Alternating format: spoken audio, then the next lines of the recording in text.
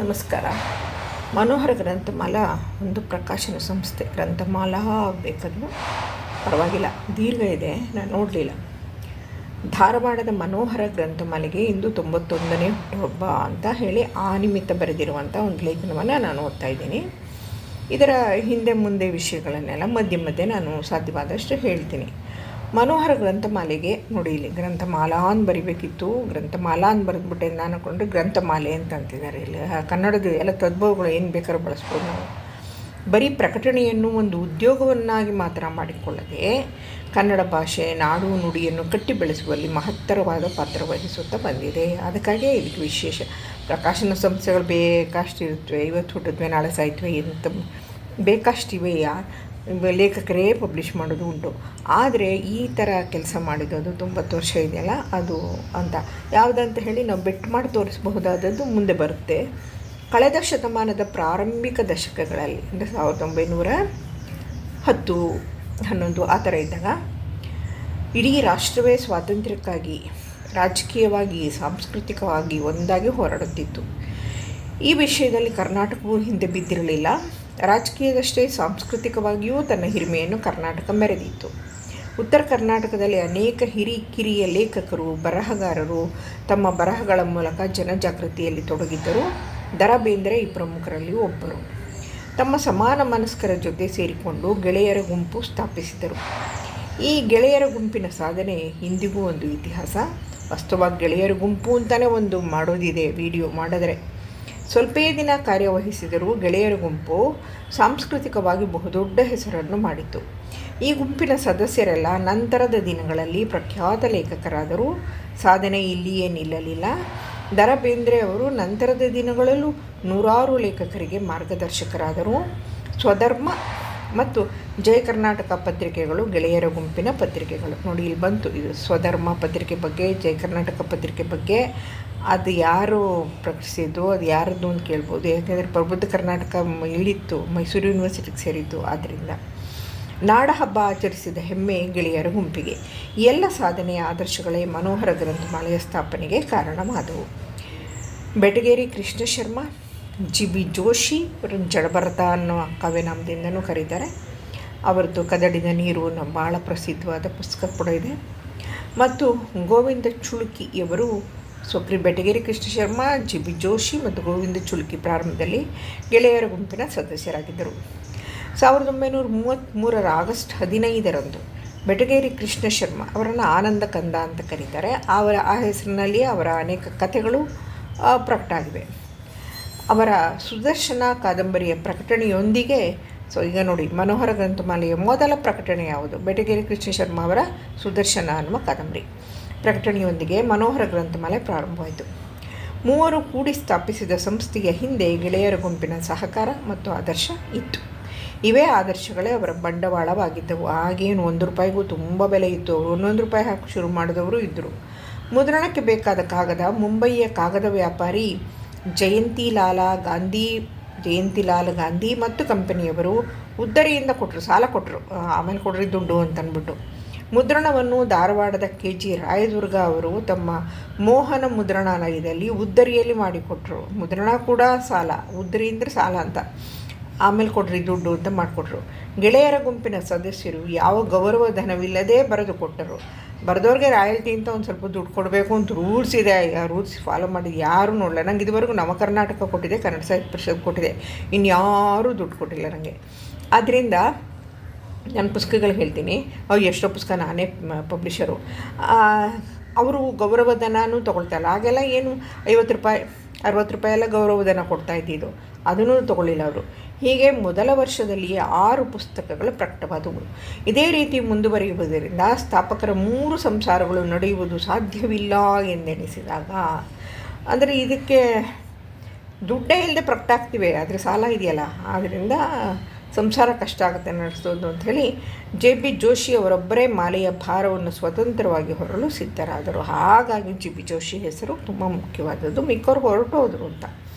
60 ವರ್ಷಗಳ ಕಾಲ, ಅಂದರೆ ತಮ್ಮ ಜೀವನದ ಉದ್ದಕ್ಕೂ ಜಿ ಬಿ ಅವರು ಮನೋಹರ ಗ್ರಂಥಮಾಲೆಯನ್ನು ಗಟ್ಟಿಯಾಗಿ ಕನ್ನಡದ ಸತ್ವಶಾಲಿ ಪ್ರಕಾಶನ ಸಂಸ್ಥೆಯನ್ನಾಗಿ ಬೆಳೆಯಿಸಿದರು.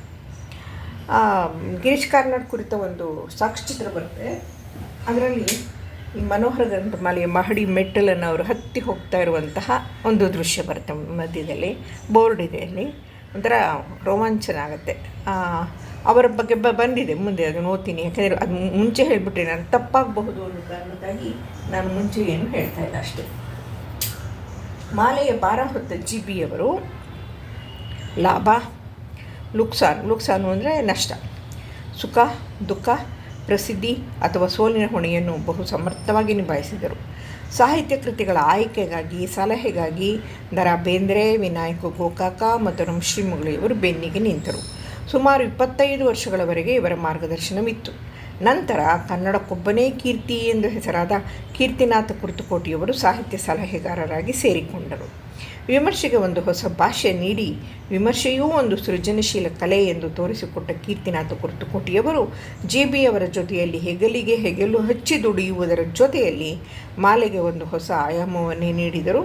ಮುಂದೆ ಖ್ಯಾತ ನಾಟಕಕಾರ, ಜ್ಞಾನಪೀಠ ಪ್ರಶಸ್ತಿ ವಿಜೇತ ಗಿರೀಶ್ ಕಾರ್ನಾಡರು ಸಾಹಿತ್ಯ ಸಲಹೆಗಾರರಾಗಿದ್ದರು. ಮನೋಹರ ಗ್ರಂಥಮಾಲೆಯಿಂದ ಪ್ರಕಟವಾದ ಕೃತಿಗಳು 400ಕ್ಕೂ ಹೆಚ್ಚು. ಶ್ರೀರಂಗರ ವಿಶ್ವಾಮಿತ್ರ ಸೃಷ್ಟಿ, ಶಿವರಾಮ್ ಕಾರಂತರ ಮರಳಿ ಮಣ್ಣಿಗೆ, ವಿನಾಯಕರ ಸಮರಸಭೆ ಜೀವನ, ಅದು 3 ಕಾದಂಬರಿ ಸೇರಿ ಒಟ್ಟು ಆಗಿದ್ದು ಸಮರಸಭೆ ಜೀವನ. ಅದಕ್ಕೆ ಮುಂಚೆ ನರಹರಿ, ಜೋಡು ಮತ್ತು ಇನ್ನೊಂದು ಪುಸ್ತಕ ಸೇರಿ. ಸೊ ಹಾಗಾಗಿ ಅದು ಸಮಗ್ರ ಕಾದಂಬರಿ, ದೊಡ್ಡ ದಪ್ಪ ಪುಸ್ತಕ. ಸಮರಸಭೆ ಜೀವನ ಇದು ಬೇಂದ್ರೆಯವರ ಸಾಲನ್ನೇ ಆರಿಸ್ಕೊಂಡಿರೋದು. ರಸವೇ ಜನನ ವೀರಸಮರಣ, ಸಮರಸವೇ ಜೀವನ ಬೇಂದ್ರೆಯವರ ಕವನದ ಸಾಲು. ಮಿರ್ಜಿ ಅಣ್ಣಾರಾಯರ ನಿಸರ್ಗ ಭಾಳ ಪ್ರಸಿದ್ಧವಾದ ಉತ್ತರ ಕರ್ನಾಟಕದ ಭಾಷೆಯಲ್ಲಿ ಬರೆದಂತಹ ಕಾದಂಬರಿ ನಿಸರ್ಗ. ಅಲ್ಲಿ ಉತ್ತರ ಕರ್ನಾಟಕದಲ್ಲಿ ಳ ಇಲ್ಲ, ಯಾರಲ್ಲ ಭಾಷೆ ಸಹ ಳ ಇಲ್ಲ. ಳ ಬಳಸೋ ಕಡೆ ಎಲ್ಲ ಲ ಬಳಸ್ತಾರೆ, ಲ ಬಳಸ್ತಾರೆ. ಕ್ಲಾಸ್ನಲ್ಲಂತೂ ಎಂತೆಂಥ ತಮಾಷೆ ಮಾಡಕ್ಬಿಟ್ಟಿದ್ದೆ ಅಂದರೆ ನಾನು ಅದನ್ನು ಪಬ್ಲಿಕಲ್ಲಿ ಹೇಳೋಕ್ಕೂ ಸಾಧ್ಯ ಇಲ್ಲ. ಲ ಇಲ್ಲದೇ ಇದ್ರೆ ಏನಾಗುತ್ತೆ ಕನ್ನಡ ಅಂತ. ಆನಾ ಕೃಷ್ಣರಾಯರ ಸಂಧ್ಯಾರಾಗ, ಮಂಗಳಸೂತ್ರ, ಶಂಕರಮುಖ ಪುಣೇಕರರ ಗಂಗವ್ವ ಮತ್ತು ಗಂಗಾಮಾಯಿ, ರಾವ್ ಬಹದ್ದೂರರ ಗ್ರಾಮಾಯಣ, UR ಅನಂತಮೂರ್ತಿಯವರ ಸಂಸ್ಕಾರ, ಶ್ರೀಕೃಷ್ಣ ಆಲನಹಳ್ಳಿಯ ಕಾಡು, ಹೀಗೆ ಹಲವಾರು ಉತ್ತಮ ಕಾದಂಬರಿಗಳು. ಮತ್ತು ನಾ ಕಸ್ತೂರಿಯವರ ಚಕ್ರದೃಷ್ಟಿ, ಗೃಹದಾರಣ್ಯಕ, ರಾಕು ಅವರ ರಾ ಕುಲಕರ್ಣಿ ಅಂತ, ದಾಬಾ ಕುಲಕರ್ಣಿ, ರಾ ಕುಲಕರ್ಣಿ ಇಂಥವರೆಲ್ಲ ಫೇಮಸ್ಸು, ಗುಂಪು ಅವರ ಗಾಳಿಪಟ ಮೊದಲಾದ ಕೃತಿಗಳನ್ನು ಕನ್ನಡಿಗರು ಅತ್ಯಂತ ಅಭಿಮಾನದಿಂದ ಸ್ವೀಕರಿಸಿದರು. ಸೊ ಪುಸ್ತಕಗಳೆಲ್ಲ ಫೇಮಸ್ಸೇ, ನಾನೀಗ ಓದಿದ್ದು, ಸಾಧ್ಯವಾದಷ್ಟು ನೆನಪಿಟ್ಕೊಂಡ್ರೆ ಸಾಕು. ದ.ರಾ. ಬೇಂದ್ರೆಯವರ ನಾಟಕ ಹೊಸ ಸಂಸಾರ, ಕೀರ್ತಿನಾಥ ಕುರ್ತಕೋಟಿಯವರ ಆ ಮನಿ, ಅದು ಕೂಡ ಕುರ್ತಕೋಟಿಯವರ ಆ ನಾಟಕ ತುಂಬ ಫೇಮಸ್ಸು. ಆ ಮನಿ ಅನ್ನೋದು ಅದೇನೋ ಕದಳಿದ ನೀರು ಹೇಳಿದ್ನಲ್ಲ ಆಗ, ಅದೇ ಥರ. ಜಡಭರತರ ಮೂಕಬಲಿ, ಗಿರೀಶ್ ಕಾರ್ನಾಡರ ಯಯಾತಿ. ಇದ್ರ ಬಗ್ಗೆನೇ ನಾನು ಹೇಳಬೇಕು ಅಂತಿದ್ದೆ. ಸರಿ, ನಾನು ಅಂದ್ಕೊಂಡಿರೋ ಸರಿ ಇದೆ. ಹಾಗಾದರೆ ಯಯಾತಿ ಮೊದಲನೇ ನಾಟಕ ಗಿರೀಶ್ ಕಾರ್ನಾಡ್ದು. ಅವರ ಮೊದಲನೇ ನಾಟಕವನ್ನು ಪಬ್ಲಿಷ್ ಮಾಡಿದ್ದು ಮನೋಹರ ಗ್ರಂಥಮಾಲೆ. ಆಮೇಲೆ 13, 14, 15, 16 ಮುದ್ರಣ ಆಯಿತು. ಅದು ಅನೇಕ ಸಲ ಪಟ್ಟಿ ಆಯಿತು. 10 ವರ್ಷ ನಾನೇ ಪಾಠ ಮಾಡಿದ್ದೀನಿ. ಹೀಗೆ ತುಂಬ ಪ್ರಸಿದ್ಧವಾದ ನಾಟಕ. ಮತ್ತು ಅದನ್ನು ಮಾಡಿದ್ದು ಯಾರು ಅಂತ ಗಿರೀಶ್ ಕಾರ್ನಾಡ್ ತುಂಬ ನೆನಪಿಸ್ಕೊಳ್ತಾರೆ. ಅದಕ್ಕೆ ಅವರ ಮಹಡಿ ಹತ್ತಿ ಹೋಗ್ತಿರುವ ದೃಶ್ಯ ಕೂಡ ಅವರ ಸಾಕ್ಷಿ ಚಿತ್ರದಲ್ಲಿ ಬರೋ ಮಾಡಿದ್ದಾರೆ. ಗಿರೀಶ್ ಕಾರ್ನಾಡರ ಯಯಾತಿ ಅಲ್ಲದೆ ತುಘಲಕ್ಕು, ಹಯವದನ 3 ನಾಟಕಗಳು, ಚಂದ್ರಶೇಖರ ಕಂಬಾರರ ಋಷ್ಯಶೃಂಗ ಮೊದಲಾದ ನಾಟಕಗಳು ಓದುಗರ ಮಧ್ಯೆಯೂ ರಂಗಭೂಮಿಯ ಮೇಲೂ ಯಶಸ್ವಿ ನಾಟಕಗಳೆನಿಸಿದವು. ಇದಲ್ಲದೆ ದ.ರಾ. ಬೇಂದ್ರೆ, ವಿನಾಯಕ ಅಂದರೆ ಗೋಕಾಕ, ಶ್ರೀ ಮುಗುಳಿ, A.K. ರಾಮಾನುಜನ್ ಅವರ ಕವನ ಸಂಕಲನಗಳನ್ನು ಮಾಲೆ ಪ್ರಕಟಿಸಿತು. ವಿ ಸೀತಾರಾಮಯ್ಯ ಅವರು ಅಂತ, ಸದಾನಂದ ನಾಯಕ, ಮಿರ್ಜಿ ಅಣ್ಣಾರಾಯ, ದ.ರಾ. ಬೇಂದ್ರೆ ಮೊದಲಾದವರ ವಿಮರ್ಶಾ ಗ್ರಂಥಗಳನ್ನು ಮಾಲೆ ಪ್ರಕಟಿಸಿತು. ಇದರ ಹೊರತಾಗಿ ಅಂದರೆ ಇಷ್ಟಲ್ಲದಲೇ ಪ್ರವಾಸ ಪತ್ರ, ಅಂದರೆ ಪತ್ರಗಳನ್ನೇ ಕುವೆಂಪು ಬರೆದ ಪತ್ರಗಳು ಅಂತಲೇ ಹರಿಹರ ಪ್ರಿಯ ಹೇಳ್ತಾಯಿದ್ರು. ಒಂದು ಪುಸ್ತಕ ಕುವೆಂಪು ಬರೆದ ಪತ್ರಗಳು ಅಂತ ಹೇಳಿ ಒಂದು ಪುಸ್ತಕ ಬಂದಿದೆ ಅಂತ. ಹಾಗೆ ನೆಹರು ಮಗಳಿಗೆ ಬರೆದ ಪತ್ರಗಳು ಅಂತ ಇಲ್ವೇ, ಆ ಥರ ಅಧ್ಯಾತ್ಮ, ಹರಟೆ ಸಾಹಿತ್ಯಗಳನ್ನು ಮಾಲೆ ಪ್ರಕಟಿಸಿತು. 1933ರಿಂದ ಸತತವಾಗಿ ಗ್ರಂಥಮಾಲೆ ಪುಸ್ತಕಗಳನ್ನು ಪ್ರಕಾಶಿಸುತ್ತಾ ಬಂದಿದೆ. ಕಾದಂಬರಿ, ಕಾವ್ಯ, ನಾಟಕ, ಏಕಾಂಕಗಳು, ಜೀವನ ಚರಿತ್ರೆ, ದಿನಚರಿ, ಪ್ರವಾಸ ಸಾಹಿತ್ಯ, ಇತಿಹಾಸ, ಪ್ರಬಂಧಗಳು, ಹರಟೆಗಳು, ಹೀಗೆ ಎಲ್ಲ ಪ್ರಕಾರಗಳಲ್ಲೂ ಪುಸ್ತಕಗಳನ್ನು ಮಾಲೆ ಪ್ರಕಟಿಸಿದೆ. ಕನ್ನಡ ಸಾಹಿತ್ಯಕ್ಕೆ ಒಟ್ಟಾರೆಯಾಗಿ ಅದ್ಭುತವಾದ ಕಾಣಿಕೆ ನೀಡಿದೆ. ಇದಿಷ್ಟನ್ನು ಇವರು ಹೇಳ್ತಾರೆ. ಇನ್ನೊಂದು ಸ್ವಲ್ಪ ವಿಷಯ ನನಗೆ ಗೊತ್ತಿರೋದು ಒಂಚೂರು ಹೇಳೋಣ ಅಂತ. ಯಾಕೋ ಫೋಟೋ ಬ್ಲ್ಯಾಕ್ ಮಾಡಿದೆ, ಏನು ಮಾಡೋಣ ಈಗ, ನೋಡೋಣ. ಫೋಟೋ ತೋರಿಸ್ಕೊಂಡು ಅಂದ್ಕೊಂಡೆ. ಫೋಟೋ ತೋರಿಸ್ಬಿಟ್ಟು ಹೇಳೋಣ ಅಂದ್ಕೊಂಡು ಗಿರೀಶ್ ಕಾರ್ನಾಡ್ ಬಗ್ಗೆ ಹೇಳ್ತಾ ಇದ್ದೆ ನಾನು. ಗಿರೀಶ್ ಕಾರ್ನಾಡ್ ಬಗ್ಗೆ ಹೇಳ್ತಾ ಇದ್ದೆ. ಇದು ಝೂಮ್ ಆಗಲ್ಲ. ಆಗುತ್ತೆ. ಗಿರೀಶ್ ಕಾರ್ನಾಡ್ ನನಗೆ ಜಡಭರತರದ್ದು ಒಂದು ಫೋಟೋ ತೋರಿಸೋಣ ಅಂತ. ಜಿ ಬಿ ಜೋಶಿ ಅವ್ರದ್ದು ಅಷ್ಟೇ ಬೆಳಕು. ಎಲ್ಲಿಂದೋ ಬೆಳಕು. ಜಿ ಬಿ ಜೋಶಿ ಈಗ ವಯಸ್ಸಾಗ್ಬಿಟ್ಟಿದೆಯಲ್ಲ ಅದರಿಂದ ಅಂತ ಕಾಣುತ್ತೆ. ಬದುಕಿದ್ದಾರೆ ಅಂತ ಅಂದ್ಕೊಂಡಿದ್ದೀನಿ. ತುಂಬ ಜನ ಸಾಯ್ತಿದ್ದಾರೆ ಈಗ, ಯಾರ ಹೆಸರು ಅಂತ ನೆನ್ಪಿಟ್ಕೊಳ್ಳಿ ನಾನು. ಆಮೇಲೆ ಈ ಇದರಲ್ಲಿ ಏನಾಗಿದೆ ಅಂದರೆ ಬಂತು ಬೇರೆಯವ್ರ ಫೋಟೋನೂ ಇದೆ ನೋಡಿ. ಅಲ್ಲಿ ಗೆಳೆಯರ ಗುಂಪಿನಲ್ಲಿ ದ ರಾ ಬೇಂದ್ರೆ ಕವಿತೆ ಓದ್ತಾ ಇರೋದು. ಆಮೇಲೆ ಇಲ್ಲಿರೋರಲ್ಲಿ ಇವರು ಆ ಕಡೆಯವ್ರಿಗೆ ಯಾರು ಗೊತ್ತು, ಈ ಕ್ಷಣ ಗೊತ್ತಾಗ್ತಾಯಿಲ್ಲ. ರಂಶಿಮುಗಳಿ ಕೊನೆ ಫೋಟೋ ಕೀರ್ತಿನಾಥ್ ಕೂರಿಸ್ಕೊಟ್ಟೆ ಅದಕ್ಕೆ ಮುಂಚಿದ್ದು. ಆದರೆ ಇವರೆಲ್ಲ ಒಟ್ಟಾಗಿ ಕೆಲಸ ಮಾಡಿದ್ರಲ್ಲ ಅದ್ರ ಬಗ್ಗೆ ಹೇಳೋಣ ಅಂತ. ಆಮೇಲೆ ಇನ್ನೊಂದು ನನ್ನ ಗಿರೀಶ್ ಕಾರ್ನಾಡ್ ಬಗ್ಗೆ ವಿಶೇಷವಾಗಿ, ಯಾಕೆ ನಂಗೆ ಹೆಚ್ಚು ಗೊತ್ತಿರೋದ್ರಿಂದ, ಮಿಕ್ಕಿದ್ರ ಬಗ್ಗೆ ಅಷ್ಟೊಂದು ಗೊತ್ತಿಲ್ಲ. ಅದು ಅವ್ರಿಗೆ ಯಯಾತಿ ಮೊದಲನೇ ನಾಟಕ ಗಿರೀಶ್ ಕಾರ್ನಾಡ್ದು. ಅದು ಬರೆದ್ರು ಅವರು. ಮಹಾಭಾರತದ ಯಯಾತಿ ಉಪಾಖ್ಯಾನ ಆಧಾರಿತ ಮತ್ತು ಸ್ವಂತ ಕಲ್ಪನೆಗಳಿವೆ. ಆ ಸ್ವಂತ ಕಲ್ಪನೆಯೂ ಅವರದ್ದೇನಲ್ಲ.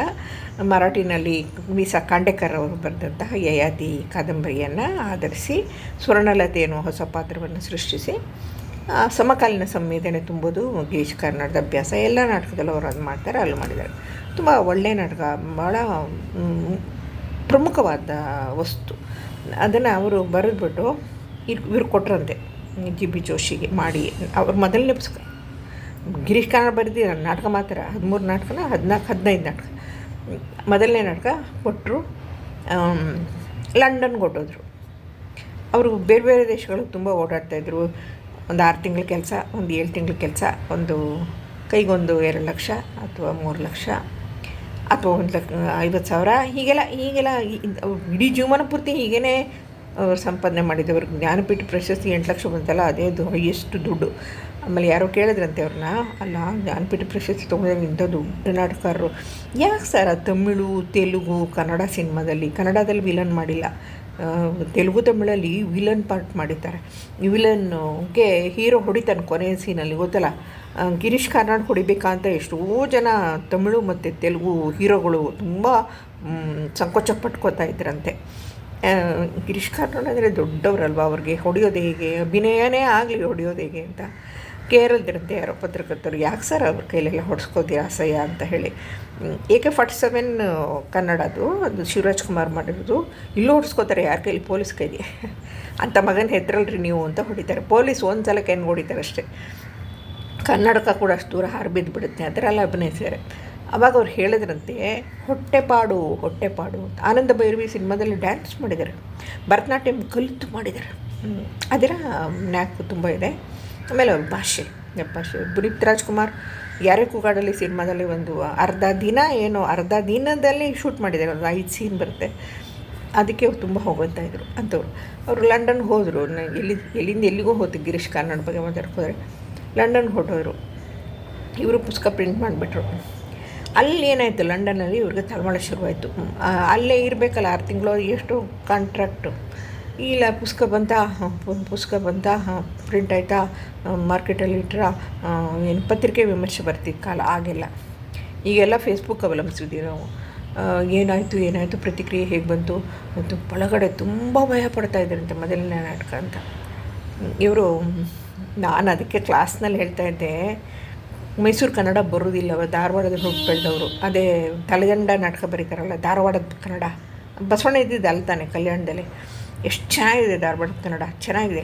ಅದು ಮೈಸೂರು ಕನ್ನಡ ತಪ್ಪು ಬರೀತಾರೆ. ಅದನ್ನೆಲ್ಲ ಇಲ್ಲಿ ವಿವರಿಸೋಕ್ಕೆ ಹೋಗಲ್ಲ ನಾನು. ಅಲ್ಲೆಲ್ಲ ಗಿರೀಶ್ ಕಾರ್ನಾಡ್ ಅನ್ನುವ ವಿಡಿಯೋದಲ್ಲಿ ನಾನು ಅದನ್ನು ಹೇಳಿದ್ದೀನಿ ಅಂತ ನೆನಪು, ಅಸ್ಪಷ್ಟ ನೆನಪು. ನನಗೆ ಕೀರ್ತನಾಥ್ ಕೂರ್ಸ್ಕಟ್ಟ ಬಗ್ಗೆನೂ ಕೂಡ ನನ್ನದು ವಿಡಿಯೋ ಇದೆ. ಅಲ್ಲಿ ಏನೇನೋ ಹೇಳಿದೆ, ಅದೆಲ್ಲ ಇಲ್ಲಿ ಹೇಳಿದೆ, ಸೆನ್ಸಾರ್ ಮಾಡಿದೆ ನಾನೇ. ಹಾಗಾಗಿ ಆ ಕನ್ನಡವನ್ನು ಜಿ ಬಿ ಜೋಶಿಯವರು ತಿದ್ದಬಹುದಿತ್ತು. ನಾನು ಕೈ ನೀಡಿದ್ದೇನೆ, ಅದನ್ನು ಬಿಡಲಾರೆ. ಯಯಾತಿ ಹೇಳೋದು, ಬಾವಿಯಿಂದ ಮೇಲೆತ್ತಿದ್ದಾನೆ ದೇವಯಾನಿನ. ಶರ್ಮಿಷ್ಠೆಯನ್ನು ಕೈ ಹಿಡಿದ ಮೇಲೆತ್ತಿರಿ ಇಲ್ಲ, ಅವಳೇನು ಬಾವಿಯೊಳಗೆ ಬಿದ್ದಿರಲಿಲ್ಲ, ಅಲ್ಲಿ ಕೂತಿದ್ಲು. ಅರ್ಥ ಆಯ್ತಲ್ಲ, ಕೈ ಹಿಡಿದ ಮೇಲೆತ್ತಿರಿ ಅಂದರೆ. ಕೈ ನೀಡಿದ್ದೇನೆ, ಅದನ್ನು ಬಿಡಲಾರೆ ಹೇಳ್ಬೇಕು ತಾನೆ, ಕನ್ನಡ ಗೊತ್ತಿರೋರು. ಜಿ ಬಿ ಜೋಶಿ ಗೊತ್ತು ತಾನೆ. ನಾನು ಕೈ ಕೊಟ್ಟಿದ್ದೇನೆ, ಅದನ್ನು ಬಿಚ್ಚಲಾರೆ ಅಂತಾರೆ. ಕೈ ಕೊಟ್ಟಿದ್ದೇನೆ ಅಂದರೆ ನಮಗೆ ಇನ್ನೊಂದು ಅರ್ಥ ಇದೆ ನಮ್ಮದಲ್ಲಿ. ಕೈ ಕೊಡೋದು ಅಂದರೆ ಬಿಚ್ಚಲಾರೆ ಅಂದರೆ ಎಷ್ಟು ಕೆಟ್ಟ ಅರ್ಥ ಬರುತ್ತೆ. ಬಿಡಲಾರೆ ಬರಬೇಕು. ಇದನ್ನು ಕ್ಲಾಸ್ನಲ್ಲಿ ಸಿಕ್ಕಾಪಟ್ಟೆ ತಮಾಷೆ ಮಾಡೋಕ್ಕಿದೆ. 10 ವರ್ಷವೂ ಅದೇ ಕೆಲಸ. ನನಗೆ 2 ಸೆಕ್ಷನ್ ಬೇರೆ. ಇನ್ನೊಂದು ಸೆಕ್ಷನ್ಗೆ ಆ್ಯಕ್ಚುಲಿ ಅವಾಗಿದ್ದು 2 ಸೆಕ್ಷನ್ ಮೊದಲ ವರ್ಷಗಳಲ್ಲಿ. ನಾನು ಮಾಡಿದ ಮೊದಲನೇ ನಾಟಕನೇ ಅದೇನು ಕಾಣುತ್ತೆ. ಆದ್ದರಿಂದ ಮನೋಹರ ಗ್ರಂಥಮಾಲೆಗೂ ಗಿರೀಶ್ ಕಾರ್ನಾಡ್ಗೂ ತುಂಬ ಅವಿನಾಭಾವ ಸಂಬಂಧ ಇತ್ಯಾದಿ ಏನು ಬರೆದಿದ್ದಾರೆ. ನನಗೆ ತಿಳಿದ ಮಟ್ಟಿಗೆ ಅವ್ರಿಗೆ ಎಲ್ಲ ನಾಟಕಗಳನ್ನು ಇವರೇ ಮಾಡೋದು ಅಂತ ಎಲ್ಲೋ ಓದಿದಾಗ ನೆನಪು. ಖಚಿತತೆ ಇಲ್ಲ, ಅದಕ್ಕೆ ಹೇಳಿದ್ದು ಖಚಿತತೆ ಇಲ್ಲದೆಲ್ಲ ಏನು ಮಾತಾಡಬಾರ್ದು ಅಂತ.